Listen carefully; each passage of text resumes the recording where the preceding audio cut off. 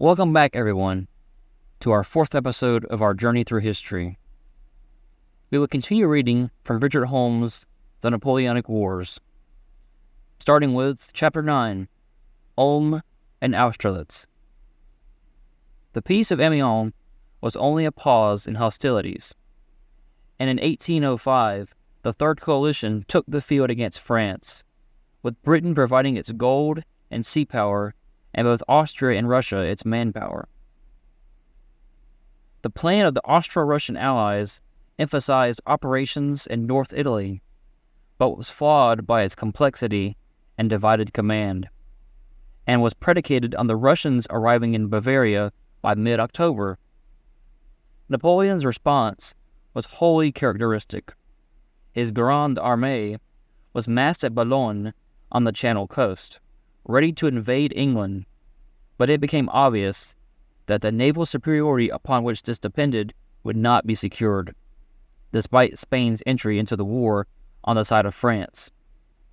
Once this was clear, and in fact before the decisive naval battle of Trafalgar was actually fought, Napoleon decided to instead launch more than 200,000 men towards the Danube along parallel routes.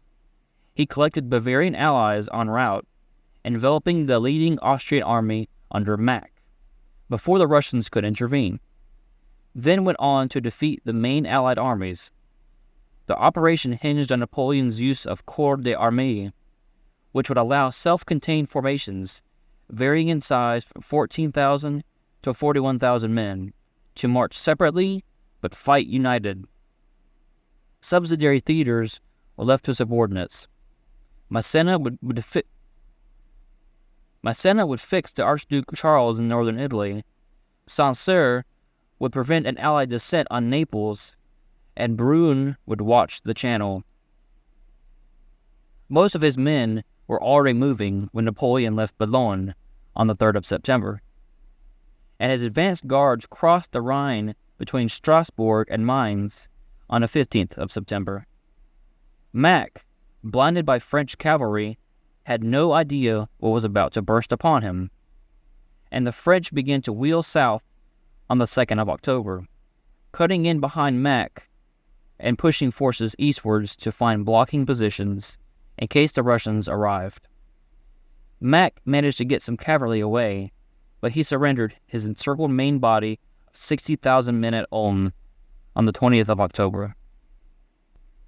Napoleon had no intention of stopping, for there were still substantial Russian and Austrian forces in the field, and there was every danger that Prussia, some of its outlying territory already violated by the French advance, would join the coalition.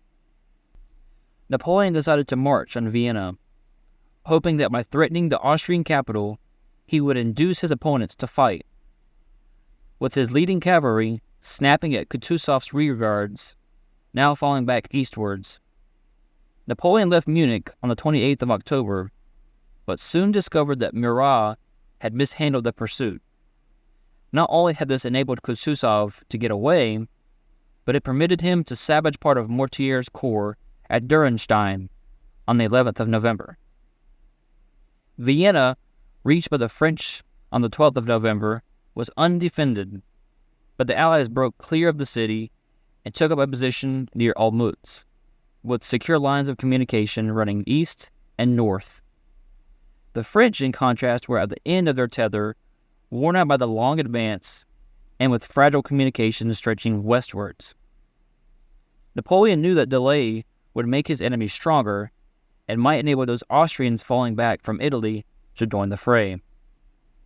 He needed a decisive battle, but if his enemies recognized this, they might keep out of reach. Accordingly, he used both diplomatic and military means to suggest that he was hopelessly weak, apparently seeking an armistice while he summoned his outlying corps to join him as soon as possible. On the 1st of December, the French army formed up 10 kilometers, or 6 miles, west of the small town of Austerlitz, its left flank on the Brünn-Olmütz road, and its right on the ponds near Telnitz, with the Pratzen Plateau to its front. Much of the army was invisible to the Allies, who planned to attack the French right before swinging north to cut their line of retreat. There would be a subsidiary attack in the north. The Allied juggernaut lumbered forward before dawn on the 2nd December. But as the sun broke through, Napoleon launched Vendôme and St. Hilaire against the Pratzen, no longer properly defended as the Allies slid southwards, and gained possession of the vital ground in the very center of the battlefield, cutting off the Allied jab at the shoulder.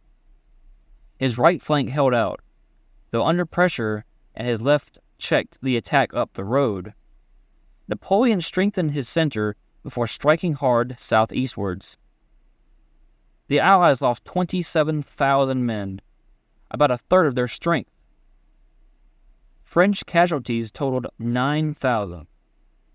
The news broke the spirit of British Prime Minister William Pitt, who was dead within 8 weeks. On the 26th of December, Napoleon and Emperor Francis of Austria signed the Treaty of Pressburg, which, against French Foreign Minister Talleyrand's advice, took substantial territories away from Austria and imposed a severe financial indemnity.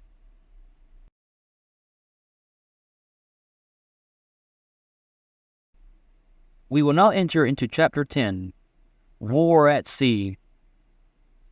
In a naval war of skirmish and blockade, punctuated by infrequent larger-scale fights, it was superior British seamanship and tactics that enabled the Royal Navy to emerge victorious.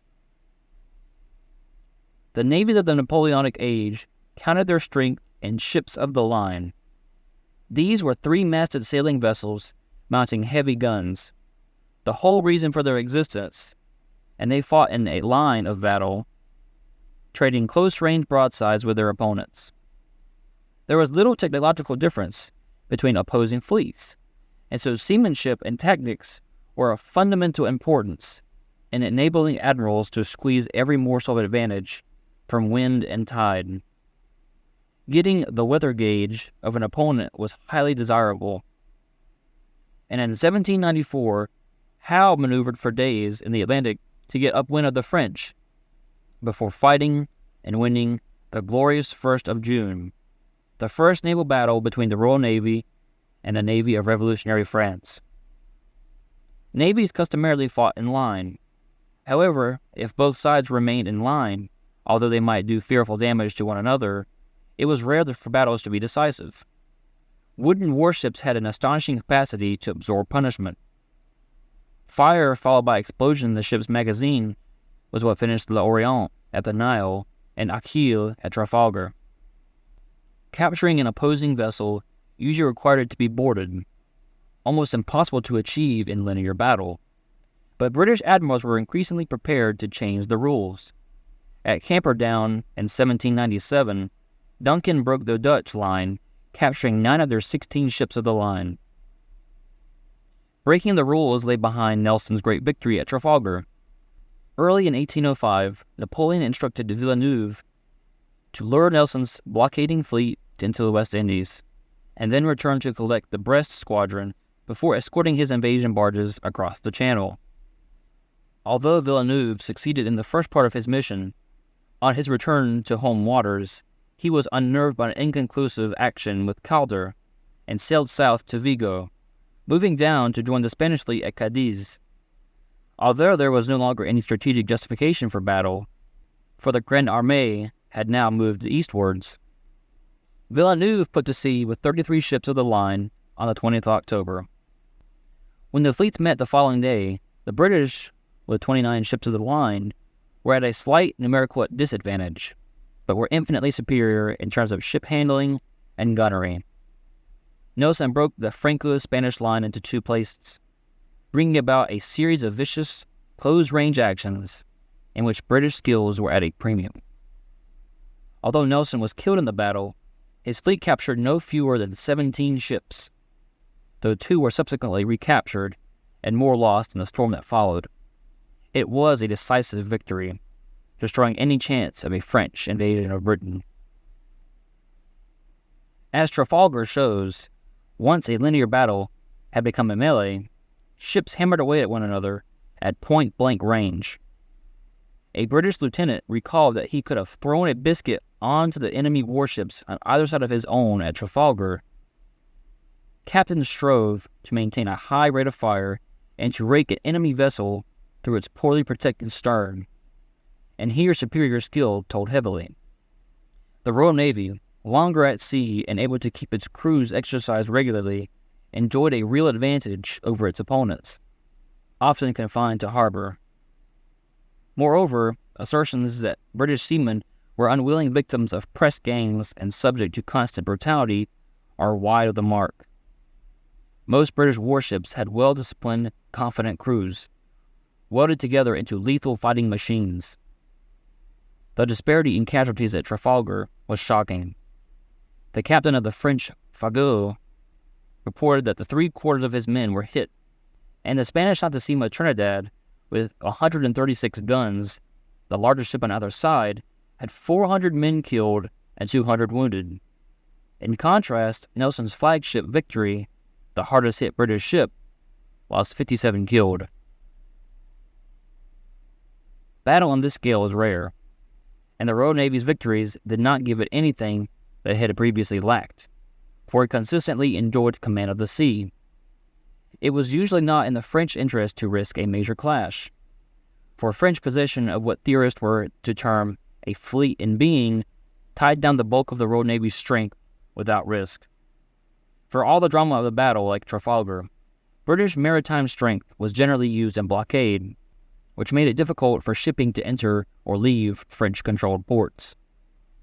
Alfred Thayer Mahan, the American theorist of naval sea power, was in essence correct to write, "Those far-distant, store-beaten ships, upon which the Grand Army never looked, stood between it and the dominion of the world."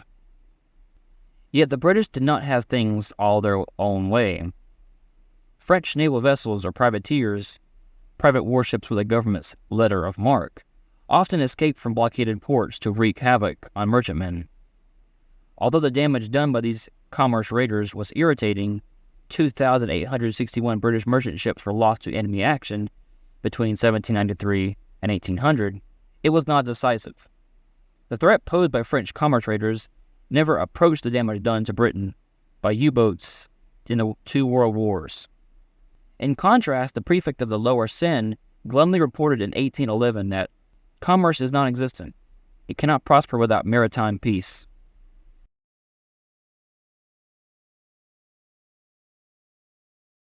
We will now enter into Chapter 11, Napoleon's Art of War. A contradiction lies at the heart of Napoleon's generalship. On the one hand, he had undertaken a painstaking study of military theory and recommended deep thought as well as deep analysis. On the other, much about him went beyond the rational. I have fought 60 battles, and I have learned nothing which I did not know at the beginning. He rejected formulaic schemes, maintaining, "I have never had a plan of operations." He was meticulous in his study of maps and detailed information, and wrote, I am accustomed to thinking out what I shall do 3 or 4 months in advance, and I base my calculations on the worst conceivable situation." In short, Napoleon's teeming brain wove together intellect, instinct, experience, and intuition to an unusual degree. Napoleon never wrote systematically on the art of war, and his multi-volume correspondence can be variously construed, with consistencies being counterbalanced by contradictions. In part, this is because he did not wish to tell his enemies, or his subordinates either, quite how he operated. In part, it was, as the distinguished Napoleonic scholar David Chandler observed, that his genius was essentially practical rather than theoretical. And in part, it reflected the tendency, not confined to great generals, to remember things as they might have been and not as they really were. His many interpreters added their own gloss to phrases in which Napoleon, writing in a language whose complexities he never fully grasped, may not necessarily have invested much importance. The essence of Napoleon's generalship was a desire to seek out the enemy's army and to break it. Thus, as he hoped, depriving the hostile state of the means of resisting him. In 1797, he affirmed, "There are in Europe many good generals, but they see too many things at once. I see only one thing, namely the enemy's main body. I try to crush it, confident that secondary matters will then settle themselves." If this approach often worked, perhaps most effectively in the case of Prussia in 1806, there were times, most dramatically in Russia in 1812, when it did not. Napoleon had no doubt that the battle lay at the heart of war. Like the 18th century theorist Guibert, whose works he admired, he rejected the notion of cautious campaigning sprinkled with sieges. It is upon the field of battle that the fate of fortresses and empires is decided. He was amoral, arguing that in war all that is useful is legitimate, and harsh utilitarianism characterized his approach to the losses that battle inevitably produced. He warned the Austrian statesman Metternich that a man like me troubles himself little about the lives of a million men. Yet there were moments when common humanity broke through, and after the Battle of Eylau in 1807, he admitted to Josephine that this is not the pleasant part of war. Napoleon generally conceived an offensive plan based on detailed study, but ensured that there were many alternatives in case the master plan foundered. He emphasized the security of his forces so that an enemy would find it hard to glean intelligence, and at the same time sought to mystify and confuse his opponents. Speed was of the essence. I may lose a battle, but I shall never lose a minute. For Napoleon appreciated the need to maintain a higher tempo than his enemy, who consequently lost freedom of action. He sought to concentrate against the decisive point, and some commentators wasted their energies on debating whether this was the enemy's strongest or weakest point. It might be either, depending on the circumstances. What mattered was breaking the enemy's equilibrium, and then the rest is nothing. He often wrote about the importance of the moral as opposed to the material. Perhaps most usefully in 1808, in war, 3/4 turns on personal character and relations. The balance of manpower and materials counts only for the remaining quarter. The Corps d'Armée system enabled him to practice his 3 favorite strategic concepts. The advance of envelopment embodied pinning an enemy army to its position while he struck at its flanks or rear. In the strategy of central position, Napoleon sought to place himself between 2 opponents and to switch forces to defeat each in turn. Lastly, in strategic penetration, Napoleon moved swiftly through an enemy's defensive cordon to seize a center of operations from which he could execute another strategic ploy as the situation permitted. These were ideas rather than formula, and it was in their combination that Napoleon showed his real genius. I hope you enjoyed this latest episode of A Journey Through History. Tune in next time, where we will enter into Chapter 12, the Jena Campaign. I'll see y'all next time. Take care.